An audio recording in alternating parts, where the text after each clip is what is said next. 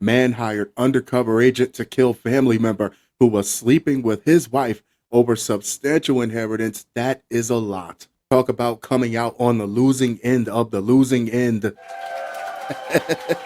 Because you can't pick your family, but you can pick your wife. But what happens when your wife picks someone in your family? A 38-year-old man in Minnesota has been arrested for allegedly offering to pay a hitman $50,000 to kill a member of his family who was also having an affair with his wife.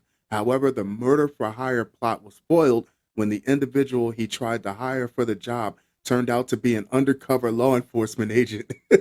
It's so hard to find good help these days, according to a press release from the Minnesota Bureau of Criminal Apprehension. His luck is so terrible, I wouldn't be surprised if someone would have took that $50,000, then made a pass at his wife also. There's no such thing as hitmen. Either they're going to take the money and laugh at you. They're weirdos who get off on hearing your story. They're going to turn you over to the cops and then laugh at you. Or they're actual police who are going to lock you up and then laugh at you. Robert Charles Thomas Sr. was taken into custody on Monday and charged with one count of felony conspiracy to commit first-degree murder. Jail records show he is currently being held on $250,000 bond, according to a copy of the criminal complaint filed in Todd County District Court. Thomas believed that in addition to getting rid of his wife's lover, the family member's death would also result in him gaining a substantial endowment. It was supposed to be a win-win, Minneapolis Fox affiliate KMSP reported. Here's the voice of reason. Because getting rid of his relative was not going to fix things with his wife. Now let's talk investigation. Who stands to get the money from this relative's death? Check. Then the affair, because that's going to come out also. Who's the common denominator with the affair and the inheritance money? Double check. You're suspect numero uno. The investigators wouldn't even need to put thumbtacks on the bulletin board. Thomas reportedly believed that he stood to inherit a substantial amount of money and property upon the family member's death. The document reportedly states another possible motive for the alleged murder for hire plot is that the targeted family member is currently romantically involved with Thomas's wife. Was he absolutely positive he was going to get this inheritance? Because if a family member is cramming your wife, they don't like you very much and they damn sure don't respect you. You do all that to find out they left everything to the dog. The investigation into Thomas reportedly began in March when an informant who was not named in court documents allegedly informed the Todd County Sheriff's Office that Thomas in 2021 had paid someone $10,000 to have the family member killed. According to the report, the informant said that in the summer of 2021, the hired hitman actually went into the family member's home but left without shooting anyone. Those are the weirdos that I'm talking about. They get off on this.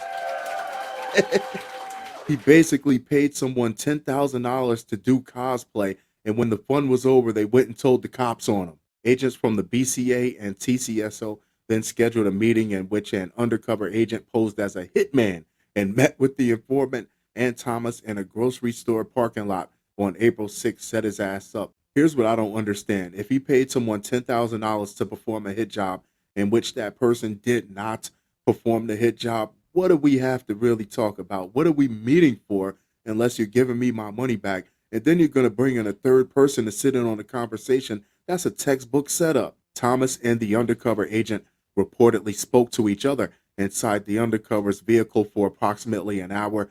The conversation, which was recorded, included Thomas stating he wanted the other man gone and providing, it's not going to save your marriage, buddy, and providing details about the family member's daily habits, standard travel routes, and descriptions of his vehicles.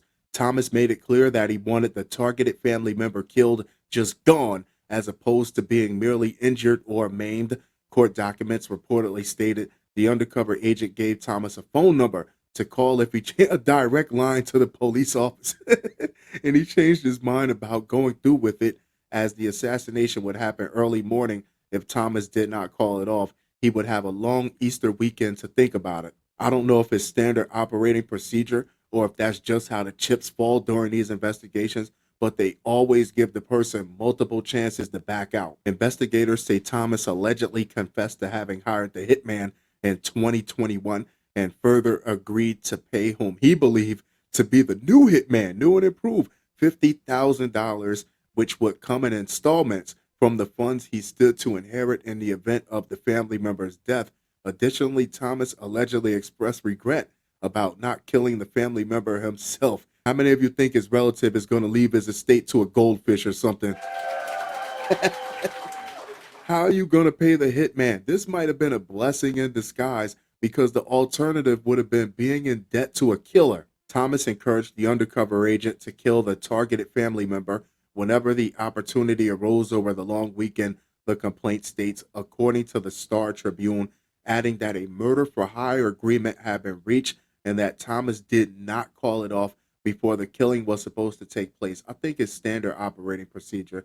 After he was arrested at his place of employment, authorities reportedly said Thomas largely acknowledged that all of the events stated in the court documents did in fact take place as described per the Tribune. He's tired.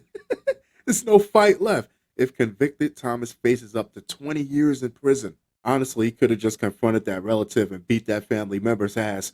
What are your thoughts? Do you think he did it for the money, the inheritance, or to save his marriage, or a little bit of both?